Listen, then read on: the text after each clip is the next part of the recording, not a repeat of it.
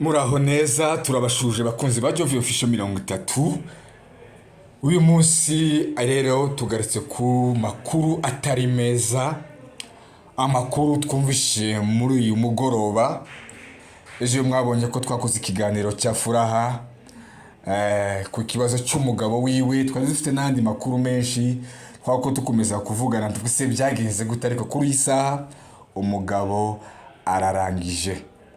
Umugabo yitabye Imana, hari byinshi byari ko bivugwa, hari byinshi byagiye mutandao, hari byinshi aba YouTuber bashize hanze, hari byinshi byavuzwe kuri Furaha, hari byinshi abantu bamututse, ariko kuri isaha nyuma y'ibindi byose, nyuma y'urupfu nta magambo tworenzaho.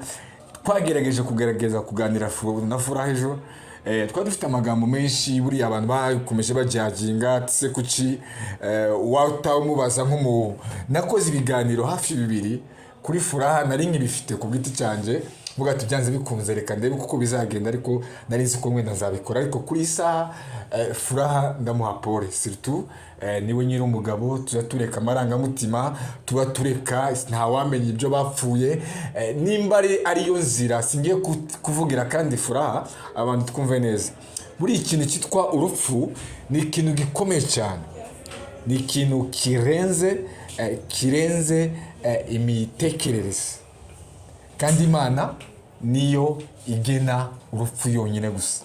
Kubw'impamvu rero uyu musore yari n'umukozi w'Imana, habaye nko mu masaa 8 baraduhamagara baratubwira ati ari ahantu, ahubwo wa mugabo mwakoze ikiganiro ari ahantu bagiye kumusengera mu rusengero, bari kumusengera bamwereka Imana yuko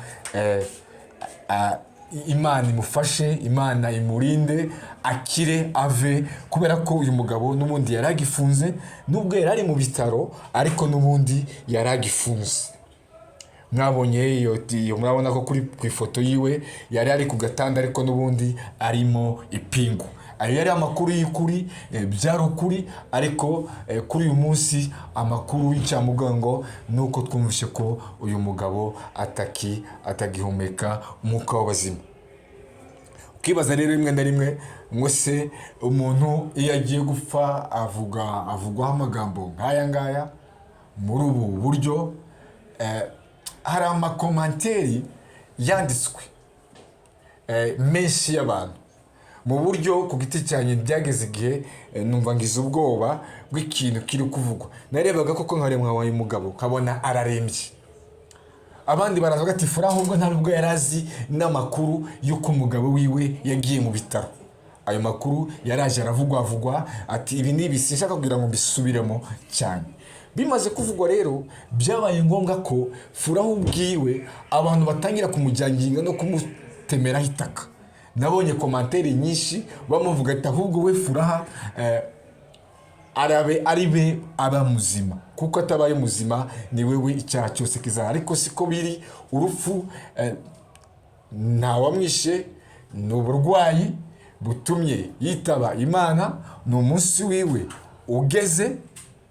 Nubwo birababaje biteye agahinda gupfa mu bitaro ufite n'ipingu uzira icyaha, siritu noneho cy'umugore wawe wakoye wakubyariye, biteye ubwoba, birababaje cyane. Ntabwo twabura kutabivuga, kubera ko nimba umuntu ashobora kuba yari afite umugore wiwe n'abana be yamubyariye, umunsi wo kurangiza isi cyangwa se wo kuva kuri isi, bikaba ngombwa ko umugore aba yani imbarutso yo kugira ngo nubwo atari wowe warabikoze, umugabo yarafunzwe, amaze gufungwa afatirwamo n'uburwayi, atwarwa kwa muganga. Ariko urumva rero hari ikintu cyo kuvuga gutya, buri umugabo kuba yaratwawe kwa muganga, hari amakuru ameze atya. Ayo makuru umuntu byatumye inkuru imenyekana kugira ngo yuko umugabo arembye cyangwa se arwariye kwa muganga, ni amakuru, ni inshuti ni inshuti y'uyu mukobwa. Inshuti y'uyu mukobwa rero niyo yatumye amakuru yose amenyekana, niwe wa mbere wohereje video ayoreza kwa The Beauty, nibo ba mbere baboherejeho iyi video.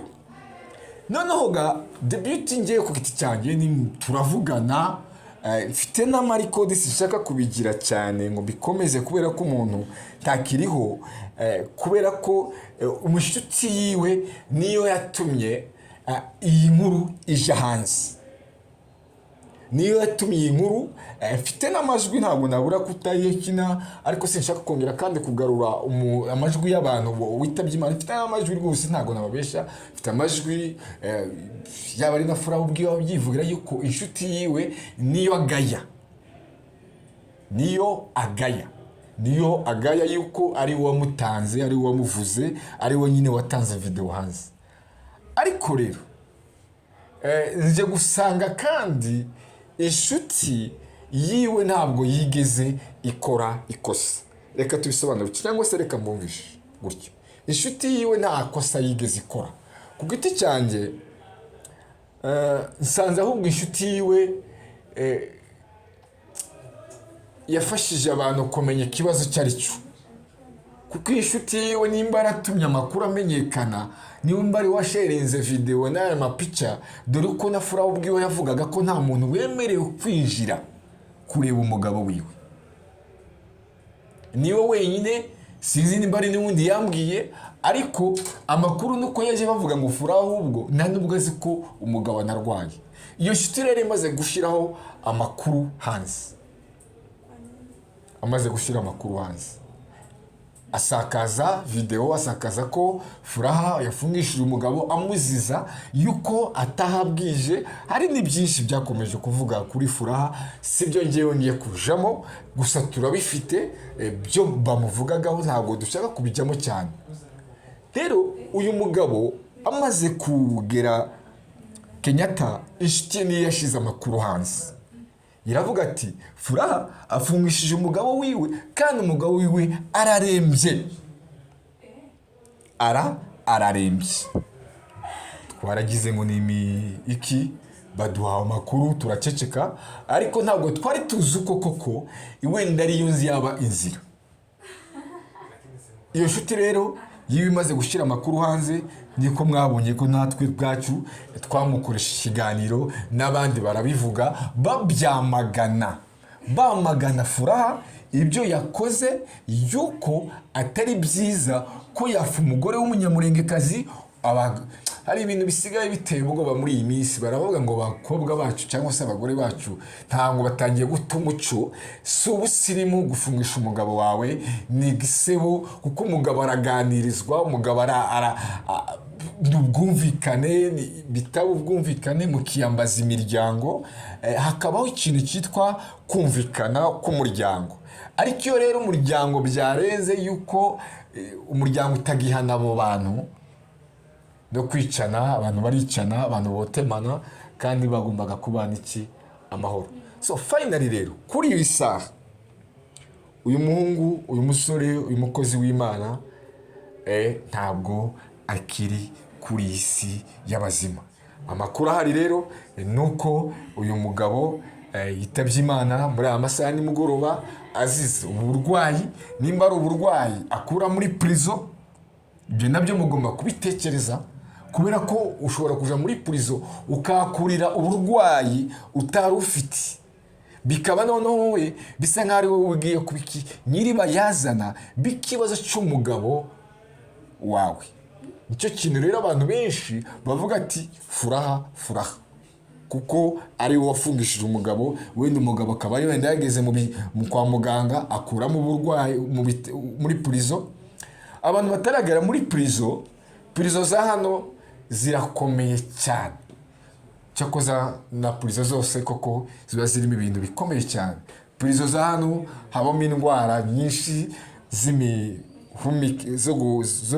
zo guhumeka, abantu barandazana imyuka, cyangwa se kurara ku isima, ku mbavu, bishobora kugutera uburwayi butandukanye mu mbavu zawe, guhumeka, ku mbavu, tuberculose irimo n'ibiki byose bitandukanye, imisonga, nta kwirorosa, guhumeka. Urumva ko baba bari gucucike.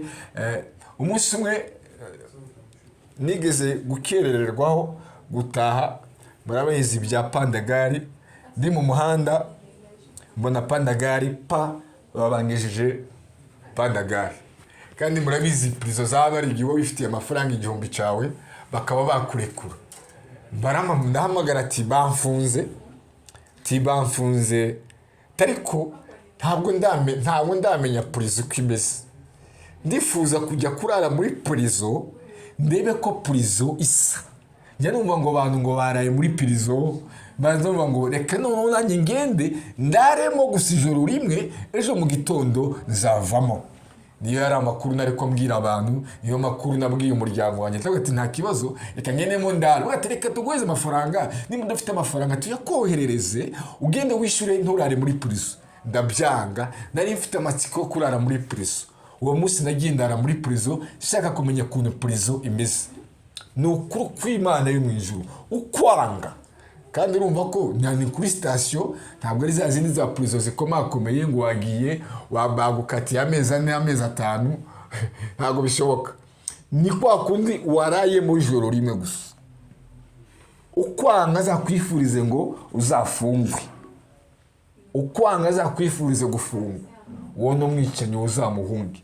Ariko umuntu wese wakwifuriza gufungwa, my friend, uzamwamaganire kure, uwo ni umwanzi, uzamuhungire kure, uwo nta cyiza agutegerejeho, uwo ni umwanzi nta kwifuza kubaho.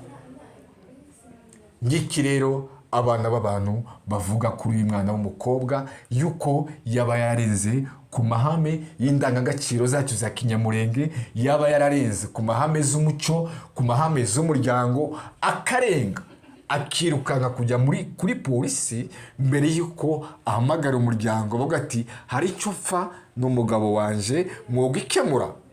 Dore ko hari n'amakuru rero yari ko avuga ko umuryango wagerageje kubicaza, wagerageje kubaganiriza bitewe n'uko ingo nyinshi zigenda zigira ikibazo gikomeye z'imibanire, imibanire ikagenda iba mike, kwizerana, kutubahana sirutu. Reka mvuge kano kantu. Hari ikintu abana b'abakobwa cyangwa se bene wacu, waba ufite umugore wawe ukagira amahirwe nimba umugore wawe ari ufite abantu hanze, bikaba ngombwa ko iwe akurusha power, akurusha imbaraga, bigasa nkaho agomba kugutegeka. Ayo makuru byakomeje guhwihwisa cyane. Umugabo wawe none ugasa nkaho wewe utunzwe n'umugore yuko iwanyu ari wowe ufite amafaranga.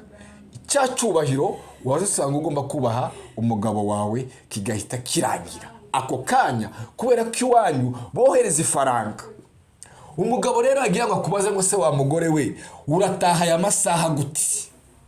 Siruto bana bagore badashaka kwemera ko babaye abagore, bashaka kumva ko bakira abasirey queen, badashaka gusaza, bashaka ubusirimu, abo bari kugenda bica ibintu byinshi cyane, bari kugenda badukoza isoni, bari kugenda bangiriza byinshi, kubera ko timwemera gutuza no mu ngo zanyu, ahubwo murumva ko mukeneye iby'isi, mufite irari. Iryo rari rero rigatuma rimwe na rimwe mutabana n'abagabo banyu, mutabana n'ingo zanyu. Tukabivuga gutya muri ubu buryo. Bano banjye bakunzi ba Jove Official 30, bakunzi banyamurenge, banyarwanda, barundi kazi, abumva runo rurimi tuvuga. Urupfu nta uruhitamo, nta nuzi uko azapfa, inzira ni nyinshi, buri wese agira igare rye. Iri rero niryo ryari igare ry'uyu mugabo, ry'uyu musore nabonye bameze yitwa Musirimu, kuba imbere y'iko yitaba Imana yabanje kuvugwa n'amasocial media. K'ikintu nagitekerejeho mw'abantu. Uyu munsi rero hari umwana w'umukobwa waje arambwira ati wa mugabo uzi uko bahagurutse mu rusengero rwacu baramusengera baravuga ngo Imana imukize ararembye. Umuntu araza arabimbwira numva ngize ubwoba ndako ati what, kandi uyu mugabo twamukoze inkuru naho n'isengero n'ahantu hose biri kuvuga komanteri zariko zigaragara ko uyu mugabo ari muri danger, ari muri koma, ari mu bibazo bikomeye ko adashobora no kuba yahumeka cyangwa se none twumvishe inkuru y'icyamugongo kuri uyu munsi. Ubwo rero ngewe naricaye ndavuga ati suko ari igihe umuntu abantu bakora inkuru bigasanga nyine bigatuma n'umuntu bikaba inzira yo kwitaba Imana, bikaba yo kwitaba yaturemye.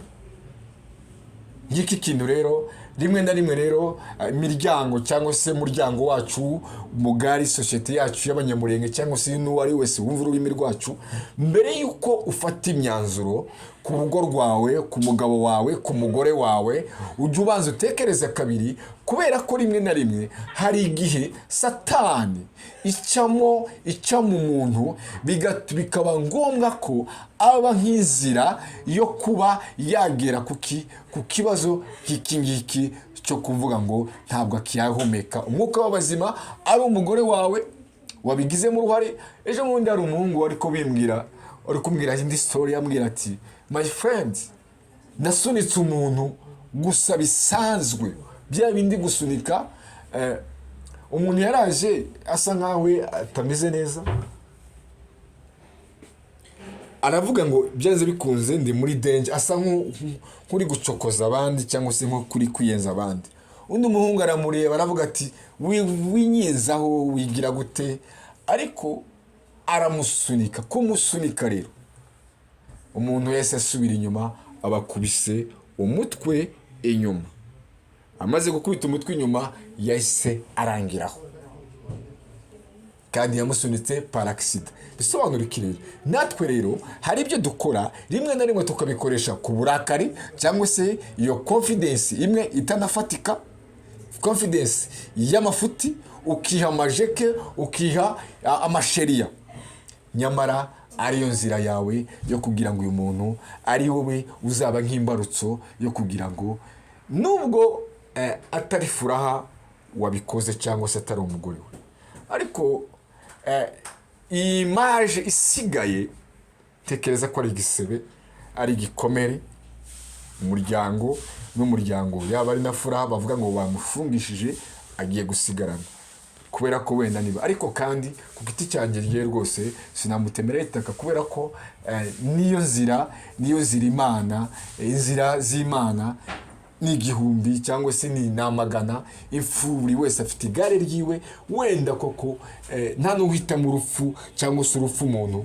azapfa, ahubwo Imana nizitegura urugendo rw'umuntu, kuko uko twaje ku isi niko tuzasiga isi. Ayo ni amakuru y'impamu, ni amakuru y'icyamugongo kuri iyo manywa. Abantu nabonye bakurikiye ikiganiro cyanjye bavuga ukuntu byagenze, niyo mpamvu naza no kwirirwa ngarura amajwi y'uyu mwana w'umukobwa, kuko na wenda yari kuvuga amagambo avuga ati byanze bikunze umugabo ndacyamubona, umugabo aracyangarukira. Ariko kuba bigeze gutyo kuri isaha umugabo wiwe atakiri